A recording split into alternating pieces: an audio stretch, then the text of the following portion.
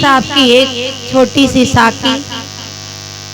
गुरु की भेली जीव डरे, काया सींचन हार, कुमत कमाई मन बसे, लाग जुआ की लार। ये जीव गुरु की बेली यानी गुरु के पवित्र ज्ञान से, मीठे ज्ञान से जीव डरता है। गुरु की भेली जीव डरे, काया सींचन हार।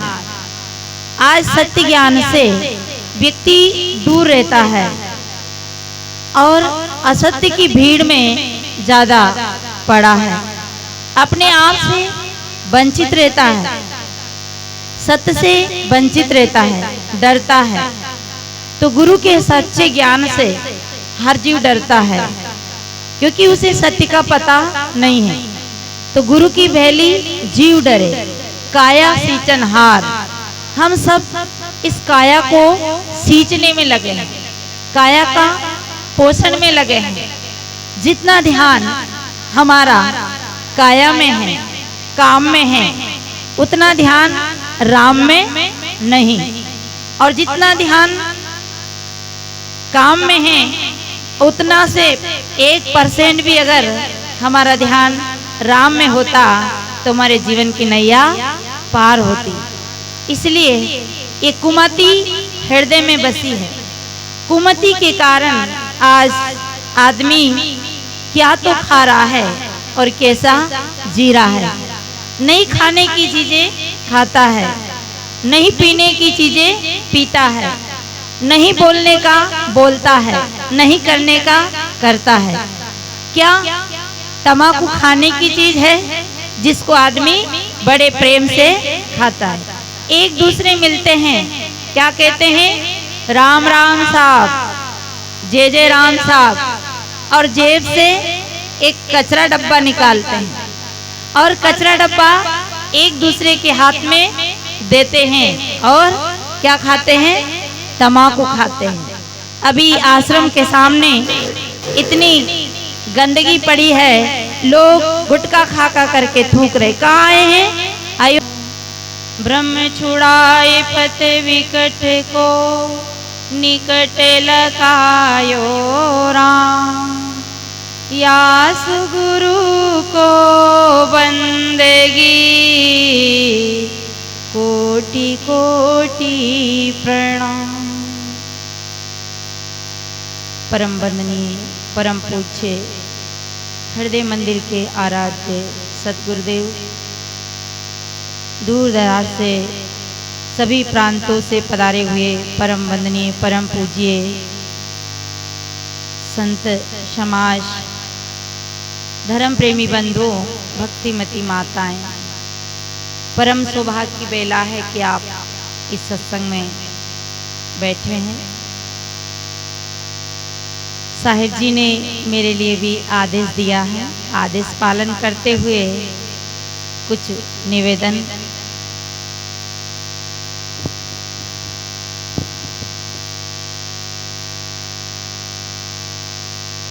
संत सम्राट सदगुरु कबीर साहब का मौलिक ग्रंथ बीजक, सज्जनों, और धरती पे कई महापुरुष हुए हैं और उन्होंने अपने अपने विचार अपने अपने ढंग से दिए हैं। संत सम्राट सदगुरु कबीर एक ऐसे महापुरुष हुए हैं जिन्होंने इस धरती पे आकर आदमी को मानवता का बोध दिया है और अपने सत्य, अपना स्वरूप का बोध दिया है। इसलिए सदगुरु कबीर साहब की एक छोटी सी साकी। गुरु की भेली जीव डरे, काया सींचन हार, कुमत कमाई मन बसे, लाग जुआ की लार। ये जीव गुरु की बेली यानी गुरु के पवित्र ज्ञान से, मीठे ज्ञान से जीव डरता है। गुरु की भेली जीव डरे, काया सींचन हार। आज सत्य ज्ञान से व्यक्ति दूर रहता है और असत्य की भीड़ में ज्यादा पड़ा है, अपने आप से वंचित रहता है, सत्य से वंचित रहता है, डरता है। तो गुरु के सच्चे ज्ञान से हर जीव डरता है, क्योंकि उसे सत्य का पता नहीं है। तो गुरु की भेली जीव डरे, काया सींचन हार। हम सब इस काया को सींचने में लगे हैं, काया का पोषण में लगे हैं। जितना ध्यान हमारा काया में है, काम में है, उतना ध्यान राम में नहीं। और जितना ध्यान काम में है, उतना से 1% भी अगर हमारा ध्यान राम में होता तो हमारे जीवन की नैया पार होती। इसलिए ये कुमति हृदय में बसी है। कुमति के कारण आज आदमी क्या तो खा रहा है और कैसा जी रहा है। नहीं खाने की चीजें खाता है, नहीं पीने की चीजें पीता है, नहीं बोलने का बोलता है, नहीं करने का करता है। क्या तम्बाकू खाने की चीज है जिसको आदमी बड़े प्रेम से खाता है।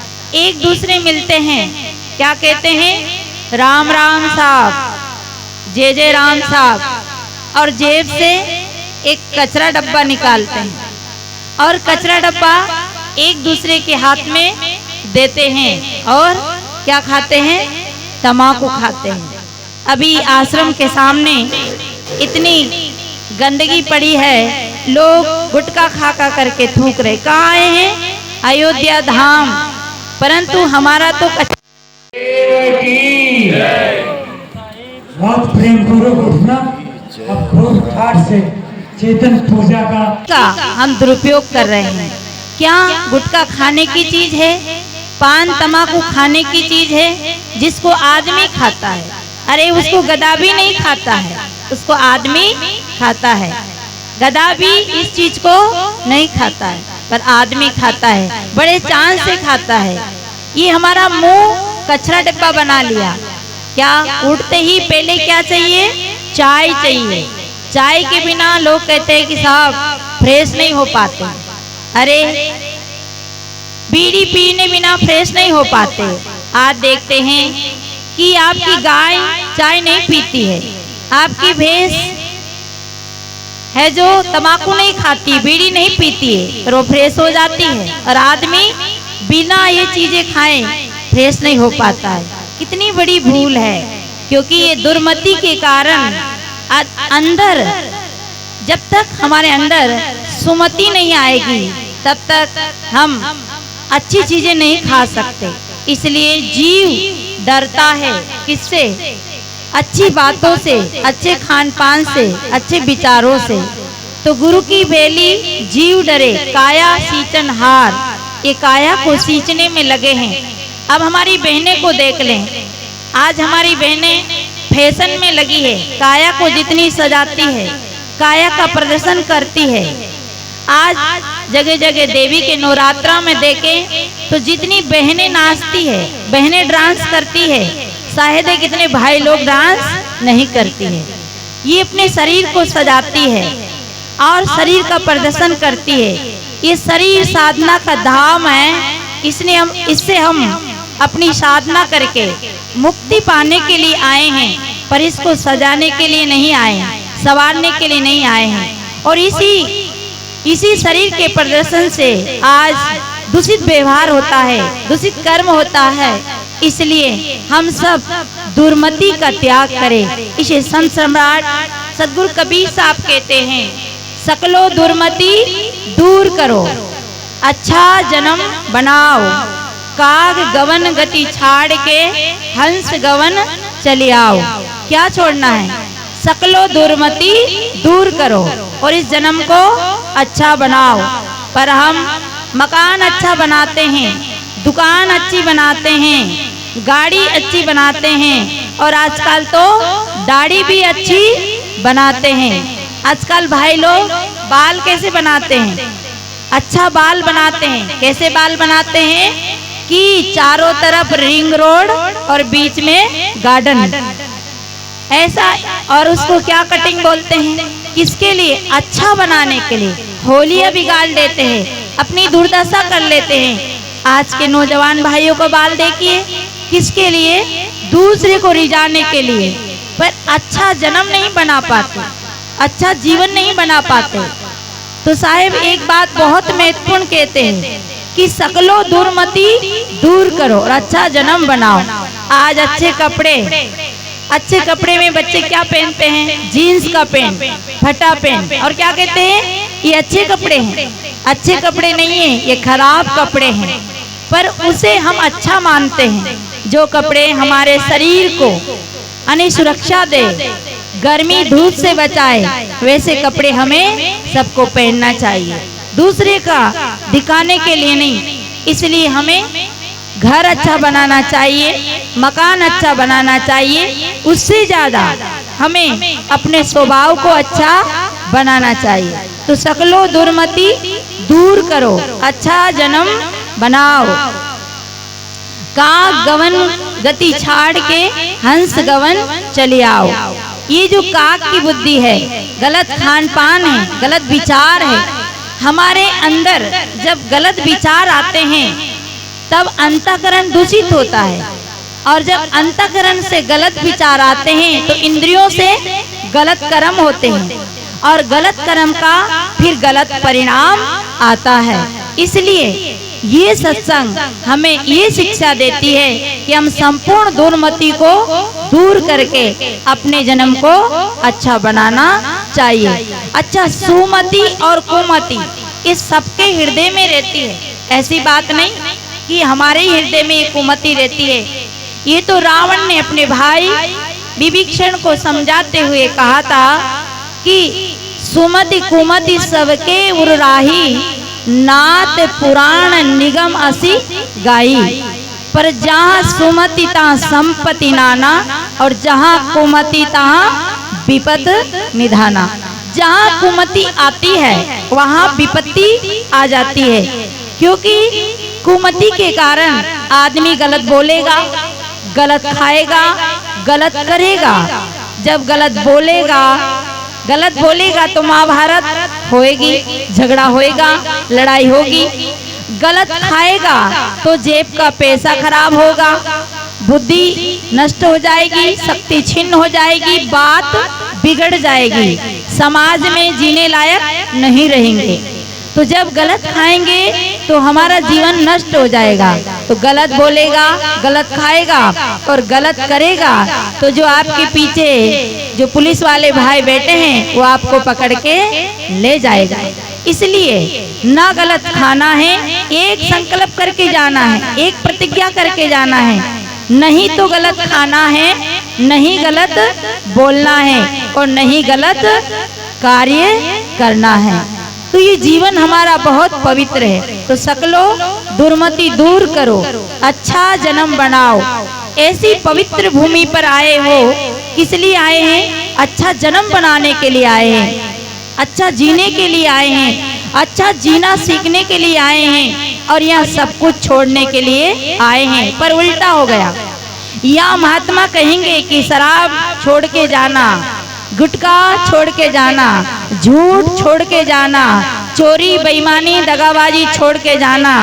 पर कोई कोई तो ऐसे हैं कि कहेंगे कि महाराज ना तो हम झूठ छोड़े, ना हम गुटखा पान छोड़े, ना हम चोरी बेईमानी छोड़े, आज से आपकी सत्संगी छोड़ जाएंगे। तो ऐसा मत करना। इसलिए साहेब कहते गुरु की बेली जीव डरे, काया सींचन हार। ये काया को सींचने में लगे हैं। काया को सींचते सींचते अनादि काल बीत गए, कई जन्म बीत गए, और इसे ही सजाने में, संवारने में, खिलाने में, पिलाने में रह गए। तो जैसे संसार में आए थे वैसे ही वापस चले जाएंगे। इसलिए अपनी काया को सींचते हुए अपना आत्म उद्धार का भी ध्यान रखे। तो काया सींचनहार, कुमत कमाई मन बसे, लाग जुआ के लार। यानी जुआ जो होते हैं उसको लोग खेलते हैं। मैं एक छोटी सी जुआ की कहानी बताती हूँ और अपनी वाणी को विराम लेती हूँ। दो आदमी जुआ खेल रहे थे।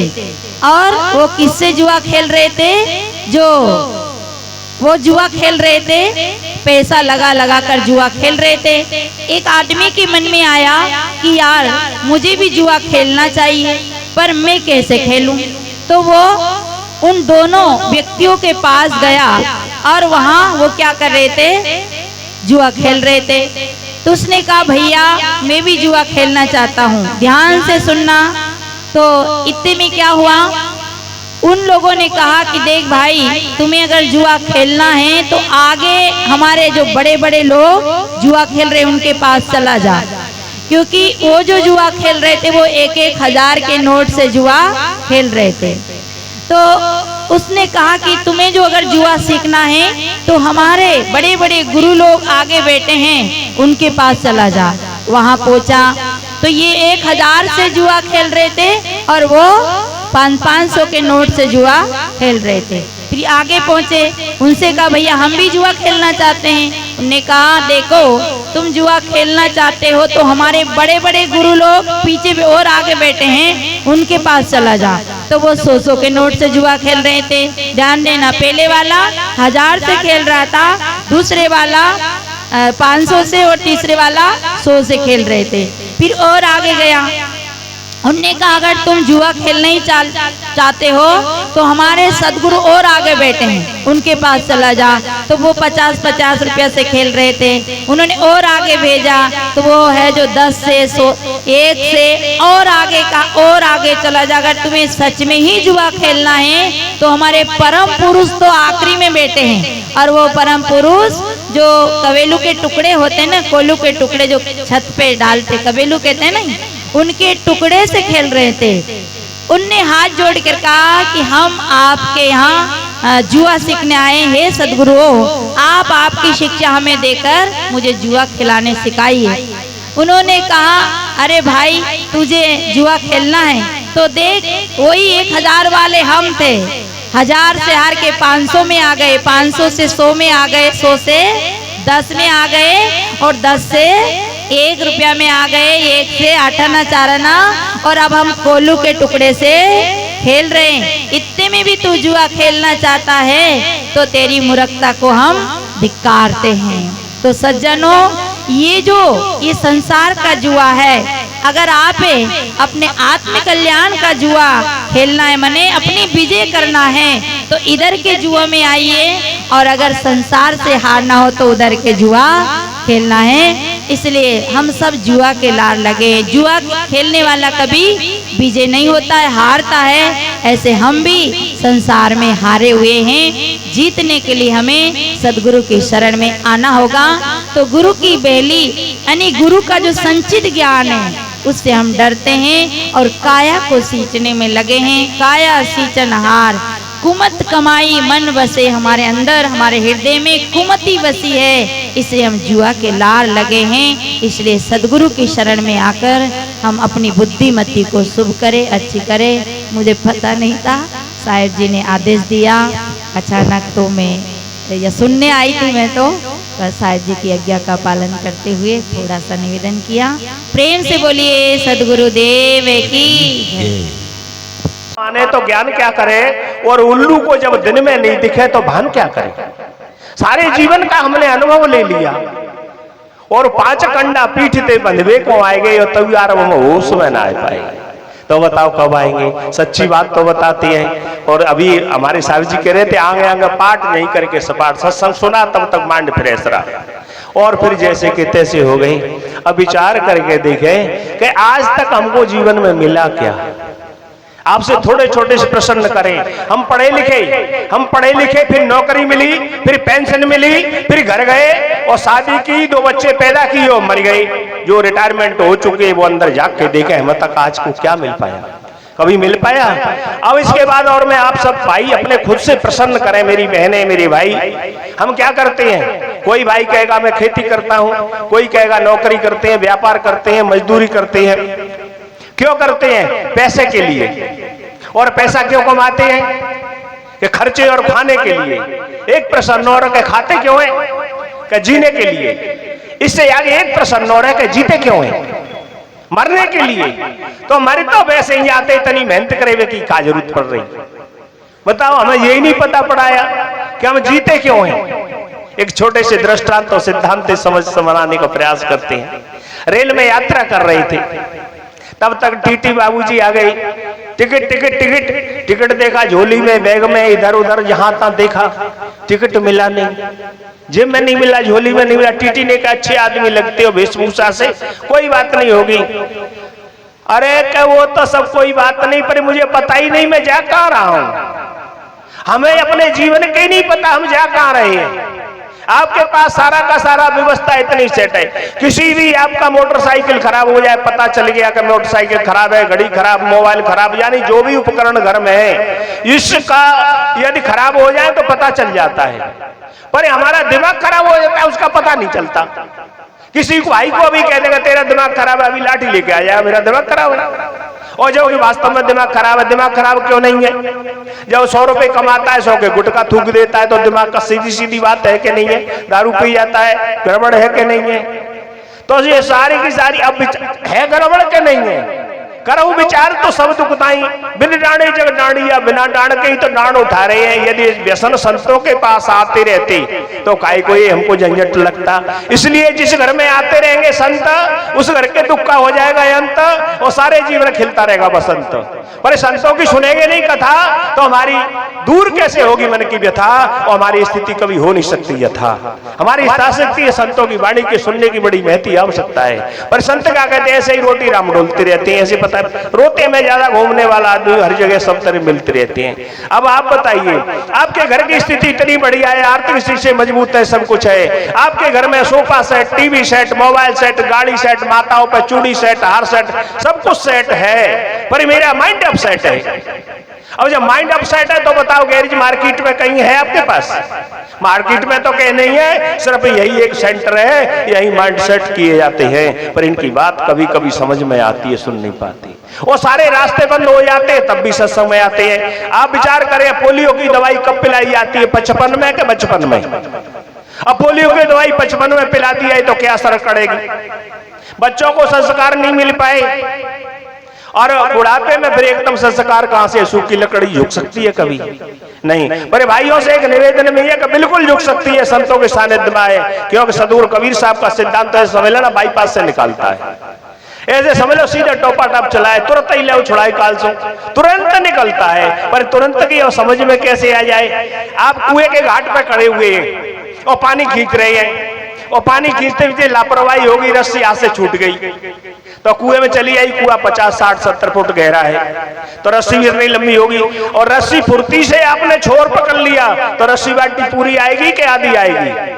पानी भी उतना ही लाएगी। हे मेरे मित्रों, मेरी बहनों, यदि उम्र जो हमारी 60-70 साल भाड़ में चली गई, पर जीवन रूपी रस्सी आज आपकी 4 इंच तो हाथ में है, आज से परिवर्तन आ सकता है, बशर्ते आपको गियर बदलना है। समर्पण की आवश्यकता है। और समर्पण कहाँ करते हैं? हम धन में करते हैं, स्त्री में करते हैं, और कोई प्लॉट करने में लगता है, कोई कहीं लगता है, सब जगह लगती है। तो सब जगह अपने लगे हुए हैं। बात तो सीधी सीधी है संत गुरुजनों की, गद्दे साहेब के लागो साथा, दो दुख मेट के करो सुनाता। ऐसे संत के साथ में लग जाइए, दो दुख मेट दे।